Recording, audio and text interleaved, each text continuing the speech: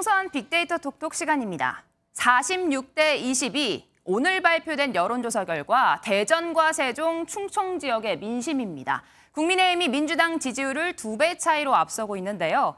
이 숫자 불과 일주일 전에는 정반대였습니다. 이 스윙 보터라는 이름에 걸맞게 중원 민심 지난 한 달 사이에만 말 그대로 출렁이고 있습니다.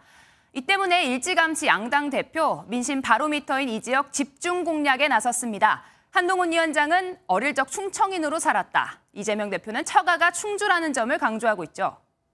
학교 끝날 때마다 이 무심천을 건너와서 여기서 떡볶이를 먹었습니다. 충주의 사위 이재명 대표 생각해서라도 꼭 당선시켜 주십시오.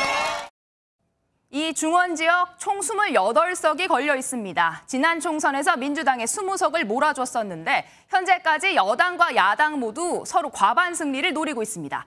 하루아침에 뒤바뀔 수 있는 민심인 만큼 양당 막판 공세에 나설 것으로 보입니다. 보신 것처럼 충청 지역이 유독 크게 출렁였습니다. 사전투표까지 일주일밖에 남지 않았지만 앞으로 여론은 또 흔들릴 수 있다는 얘기입니다. 민지숙 기자와 표심 분석해 보도록 하겠습니다. 어서 오세요. 예, 국민의힘과 민주당의 지지율 격차가 더 벌어졌어요. 맞습니다. 이제는 오차 범위를 넘어서서 국민의힘이 앞서고 있죠. 8%포인트 차이가 나는데 제가 살펴보니까 지난해 말부터 진행된 여론조사 전체를 봤을 때 양당 지지율이 이렇게 크게 벌어진 건 처음 있는 일입니다. 예. 하지만 민주당이 떨어진 지지율만큼 조국 혁신당이 올랐죠. 아직까지는 범야권이 여당 지지율을 앞서고 있습니다. 예, 이 격차를 가져온 지역이 충청권입니다. 어떻게 봐야 됩니까? 맞습니다. 민주당 지지율 이 지역에서 일주일 만에 20%포인트 넘게 떨어졌습니다.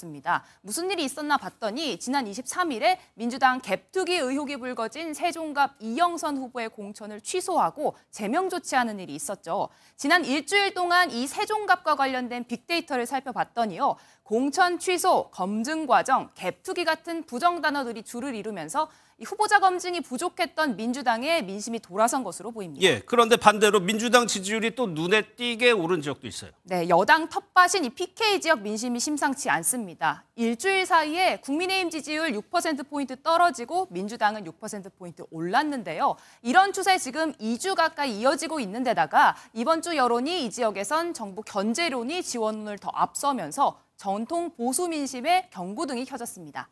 하지만 이번 조사는 어제까지 진행된 거라 오늘 오전에 나온 이종섭 대사의 사퇴는 반영이 되지 않은 결과입니다. 예. 남은 일주의 표심이 또 어떻게 바뀔지 지켜봐야 하는 상황입니다. 알겠습니다. 지금까지 민지숙 기자였습니다.